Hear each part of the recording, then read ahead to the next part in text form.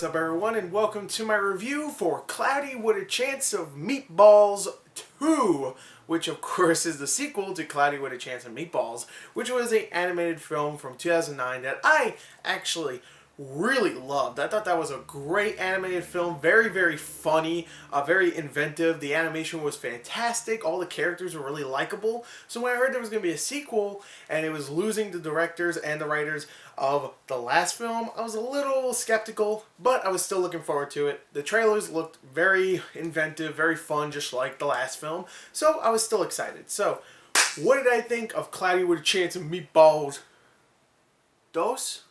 Let's talk about the story. The story for Cloudy 2 follows Flint Lockwood, Sam Sparks, and all their friends once again as they return to Swallow Falls, the place that they lived in the first film that got completely covered in food because of Flint's machine that creates water, turns water into food. So, of course, they have to return there because of a guy named Chester V. Chester V is Flint Lockwood's idol, and Flint really wants to impress him. So Chester is all like, hey, dude, I need you to get that machine that you made that you destroyed in the last film. I need you to get that for me and destroy it because it keeps creating food monsters, and the food monsters are trying to learn how to swim. And if they know how to swim, they're going to come and screw up our stuff. They're gonna kill us. They're gonna hurt me. Okay, so you have to go there and stop that. So of course Flint's like, rightio, and he gets all of his friends and he goes back to Swallow Falls, even though it's very dangerous. Food monsters everywhere waiting to kill them.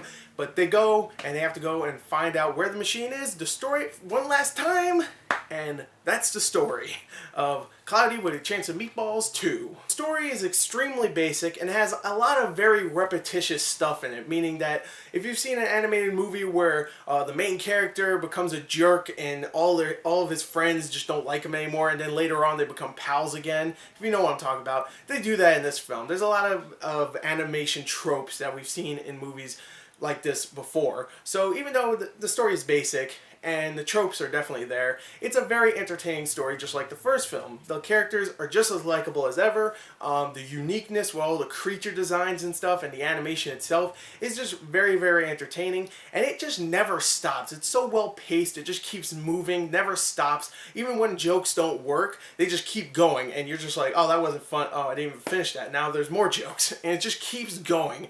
Kind of like me, I don't stop when I talk, I just keep going.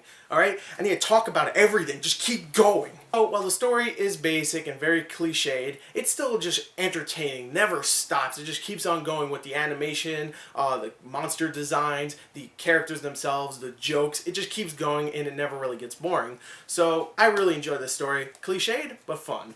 I also really thought the voice acting was great here, just like in the first film. You got Bill Hader playing Flint Lockwood again. You got Anna Faris as Sam Sparks. You got Terry Crews who replaces Mr. T in the film. You got Benjamin Bratt, Andy Samberg. I'm gonna forget someone.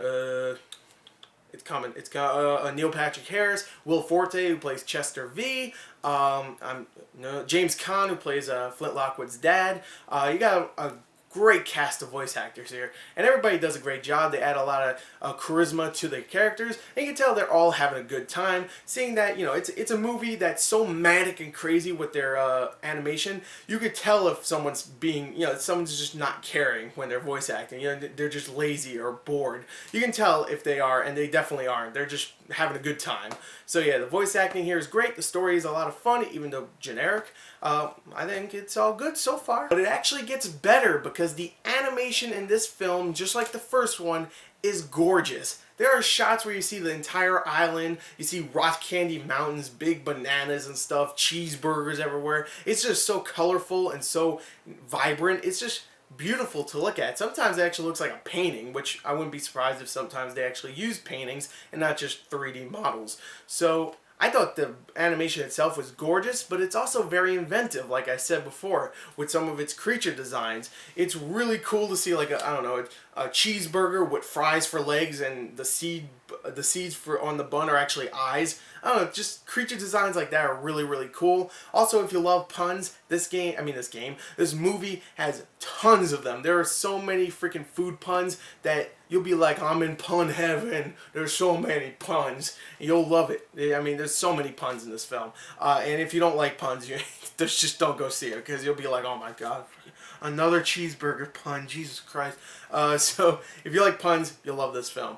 But not only that, the animation actually supports the comedy in the film. There was just a lot of times where I laughed out loud because a character was moving in such a way that was, like I said before, very manic, but just so funny.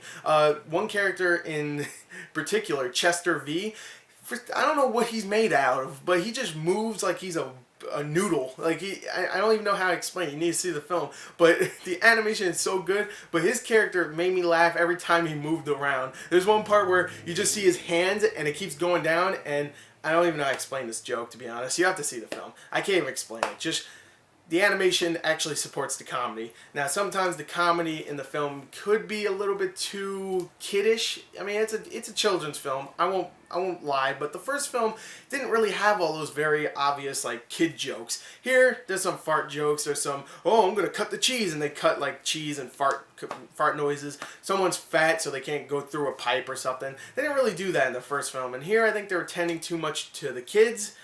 Which it's a kid's film, so it makes sense. But the first film didn't do that, so I was hoping they wouldn't do that in this film, and they did, which kind of sucked. But still, the animation was gorgeous. The characters were likable. It was still very funny, even when it did all that stuff. And it was very manic and crazy, so it was never boring. So overall, I really like Cloudy with a Chance of Meatballs 2. It's not as good as the first film, but to be honest, that's one of my favorite animated movies in the last few years. So it's kind of hard to do that. I still really like this film. I'm going to give it a 34 out of 40. Very good film. Definitely go check it out, especially if you like the first film. Just make sure you bring one of your little kids, because I felt extremely weird in that theater with a bunch of little kids, and especially watching the trailers. That felt really weird. So there you go. There's my review, 34 out of 40. Thank you and goodbye.